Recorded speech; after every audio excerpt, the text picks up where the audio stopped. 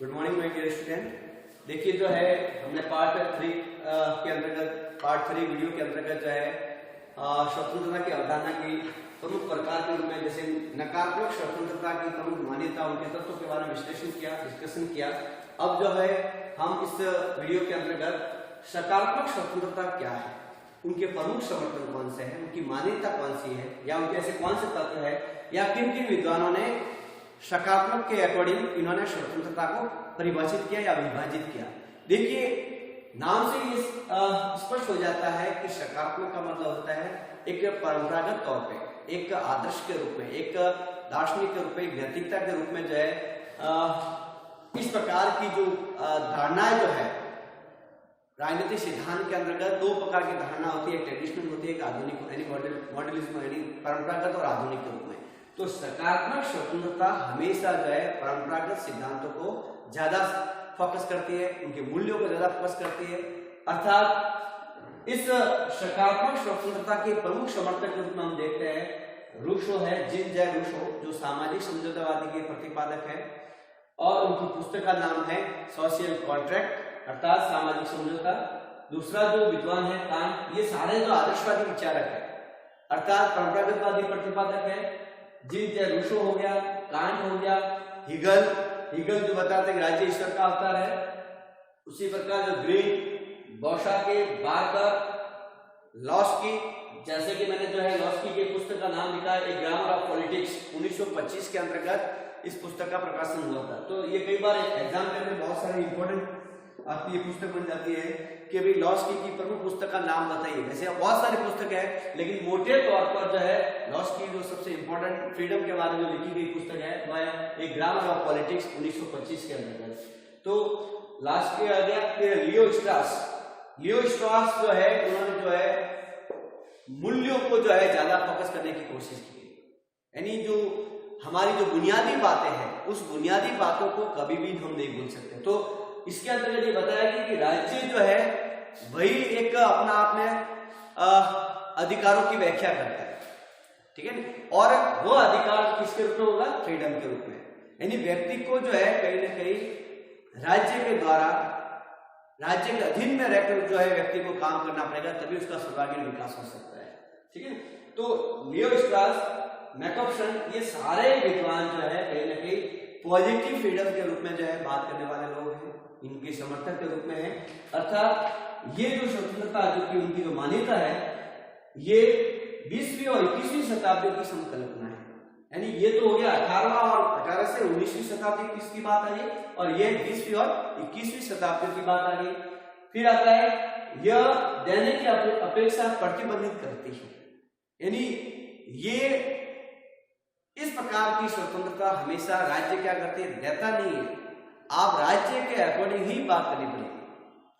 यानी राज्य जो आपको अधिकार देता है, चाहे प्रकृति का अधिकार हो, चाहे नैतिक अधिकार हो, या नागरिक अधिकार से संबंधित हो, या जो है स्वतंत्रता की बात आती है, या समानता की बात आती है, या भरण पोषण से संबंधित बात आती है, ये सारे अधिकार जो राज्य के अकॉर्डिंग है। यानी व्यक्ति से जो है व्यक्ति राज्य को नहीं देता, राज्य व्यक्ति को देता है, ठीक है। यहाँ पर क्या है कि व्यक्ति जो है अपने हक के लिए राज्य से डिमांड करता है और राज्य उस अधिकारों की पूर्ति कराता है, ठीक है, और वो भी अधिकार समाज के रूप में जो है मान्यता प्राप्त होती है। यानी समाज उस अधिकार को जब तभी जो है उसको उसका जो है समर्थन करेगी जब तक जो है उसको उसकी मान्यता के अकॉर्डिंग अगर बात होगी तब उस अधिकार को जो क्या करेगी? प्रायोरिटी देगा कौन? समाज। फिर आता है यह देने की अपेक्षा प्रतिबंध करती है, हो गया ये दूसरों व सरकारों के प्रहार से बचाने का काम करती है।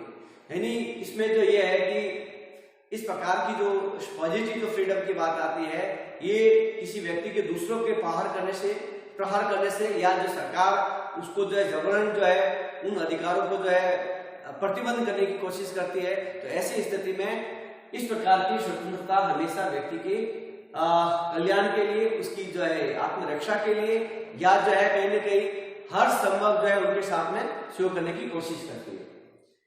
ये स्वतंत्रता नैतिकता और दार्शनिकता के रूप में प्रतीक मानी गई। पहले जैसे मैंने पहले भी बताया गया, अर्थात इस सकारात्मक स्वतंत्रता के रूप में जो महत्वपूर्ण जो विद्वान है हेरल्ड जोसेफ लॉस्की, जो वैसे मैंने पहले ही बताया कि इसकी पुस्तक का नाम है ग्रामर ऑफ पॉलिटिक्स, ये एग्जाम का 2 नंबर का क्वेश्चन आते रहता है। तो लॉस्की ने जो है स्वतंत्रता को 3 भागों में विभाजित किया, व्यक्तिगत स्वतंत्रता के रूप में, दूसरी जो है राजनीतिक स्वतंत्रता के रूप में, तीसरा जो है आर्थिक स्वतंत्रता के रूप में। यानी ये 3 प्रकार की जो फ्रीडम की बात आई, लिबर्टी की बात आई, कि जब तक व्यक्ति को व्यक्तिगत स्वतंत्रता प्राप्त नहीं होगी तब तक जो व्यक्ति अपना सर्वांगीण विकास नहीं कर सकता, तब तक जो है व्यक्ति अपने जीवन से संबंधित जुड़ी जो उनकी जो मान्यता है, उनकी जो डिमांड है, उनकी जो आवश्यकता है, उसकी पूर्ति किसके रूप में होगी? व्यक्तिगत स्वतंत्रता के रूप में। अगर कोई व्यक्ति किसी का स्वामी या दास के रूप में अगर काम करेगा तो वो शरीर और मन के रूप में जो उनकी जो कल्पनाएं है, जो कल्पनाएं है, वो कल्पना कभी भी पूर्ति नहीं कर सकता। इसके लिए लॉस्की कह रहा है कि पहली बात होनी चाहिए व्यक्तिगत स्वतंत्रता के रूप में, दूसरी बात कह रहा है राजनीतिक स्वतंत्रता। यानी पॉलिटिकल जो है फ्रीडम की बात आती है कि उसको किसी भी प्रकार का कोई प्रतिबंध नहीं होना चाहिए, क्योंकि मनुष्य सामाजिक प्राणी भी है और राजनीतिक प्राणी है, और राजनीतिक प्राणी होने के नाते जो उनको इस प्रकार का अधिकार मिलना चाहिए, चाहे मत से संबंधित हो या प्रत्यक्ष के रूप में हो या आवेदन के रूप में हो या सार्वजनिक जो भर्ती से संबंधित, पद से संबंधित, अवसर से संबंधित सभी अधिकारों के रूप में व्यक्ति को इस प्रकार की स्वतंत्रता होनी चाहिए, तभी जो है राजनीतिक तौर पे जो है वो अधिकारों की पूर्ति कर सकता है। ये किसका मानना है? लॉस्की का मानना है। फिर आर्थिक रूप में, यानी व्यक्ति को आर्थिक रूप से भी कहीं ना कहीं इस प्रकार की स्वतंत्रता होनी चाहिए, चाहे सामाजिक तौर पे हो, चाहे कल्चर यानी सांस्कृतिक तौर पे हो, या सामाजिक हो गया, या जो है और भी बहुत सारे ऐसे अवसर जो है जो कई ऐसे वर्ग को जो प्राप्त है लेकिन किसी ऐसे वर्ग को प्राप्त नहीं है, तो ऐसे इस प्रकार की विषमता या इस प्रकार का अन्याय नहीं होना चाहिए। यानी आर्थिक तौर पे भी जस्टिफाइड होना चाहिए। जो कमजोर है, जो दलित है, शोषित है, पीड़ित है, उपेक्षित है, ऐसे व्यक्ति को भी उनको अवसर प्रदान देना चाहिए। उनको कहीं न कहीं इस प्रकार की जो राज्य के द्वारा उनको सब्सिडी मिलनी चाहिए, उनके अधिकारों के रूप में, उनके जीवन के रूप में, उनके भरण पोषण के रूप में, उनकी आवश्यकता यानी मूलभूत आवश्यकता के रूप में सभी तरह से जो है इस प्रकार की स्वतंत्रता किस रूप में होनी चाहिए? आर्थिक तौर पर होनी चाहिए। अब अर्नेस्ट पार्कर ने भी 3 प्रकार की स्वतंत्रता दी है, नागरिक स्वतंत्रता के रूप में, राजनीतिक स्वतंत्रता के रूप में, आर्थिक स्वतंत्रता के रूप में। ये कई बार आपके इंपॉर्टेंट क्वेश्चन में हो जाता है कि अर्नेस्ट पार्कर ने कितने प्रकार की स्वतंत्रता दी?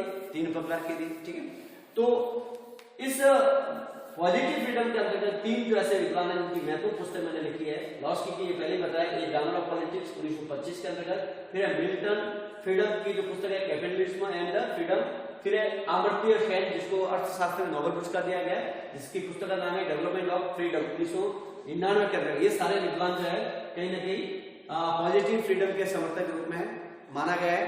तो आपको जो है कहीं ना कहीं ये एग्जाम के अंदर बड़ा क्वेश्चन बन जाता है, तो कि भाई स्वतंत्रता की अवधारणा के कितने भागों में विभाजित किया गया है? एक नकारात्मक रूप में, दूसरा सकारात्मक रूप में।